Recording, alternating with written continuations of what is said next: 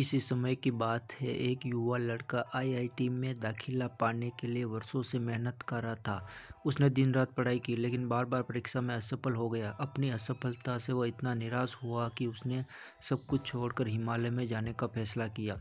वह शांति और सुकून की तलाश में पहाड़ों पर भटकने लगा। घूमते घूमते वह एक आश्रम में पहुंचा, जहां एक संत ध्यान में लीन बैठे थे। उनके लंबे बाल, साधु का वस्त्र और शांत चेहरा देखकर लड़का समझ गया कि यह कोई महात्मा है।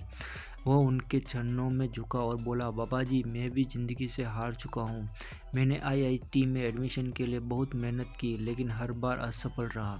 अब मुझे समझ नहीं आ रहा कि क्या करूँ। मैं शांति की तलाश में यहाँ आया हूँ। बाबा मुस्कुराए और बोले, क्या तुम्हें पता है कि मैं यहाँ क्यों हूँ? लड़के ने नाम में सिर हिलाया। बाबा बोले, मैं भी कभी तुम्हारी तरह आईआईटी की तैयारी कर रहा था। मैंने भी कई साल मेहनत की, लेकिन मैं भी परीक्षा में पास नहीं हो सका। समाज ने मुझे फेलियर कहकर ताना मारा। निराश होकर मैंने यह सब कुछ छोड़ दिया और यहाँ हिमालय में आ गया। यह सुनकर लड़का हैरान रह गया। उसने पूछा, लेकिन बाबा जी, आपने इतनी शांति और ध्यान कैसे प्राप्त किया? क्या आईआईटी में फेल होना ही आपके इस मुकाम तक पहुंचने की वजह है? बाबा मुस्कुराए और बोले, हाँ बेटा, जब मैं आईआईटी के सवाल नहीं सुलझा सका तो मुझे एहसास हुआ कि मैं जीवन के सवाल हल करने में ज़्यादा अच्छा हूँ। तभी मैंने दुनिया छोड़कर जीवन की सच्चाई समझने का रास्ता चुना।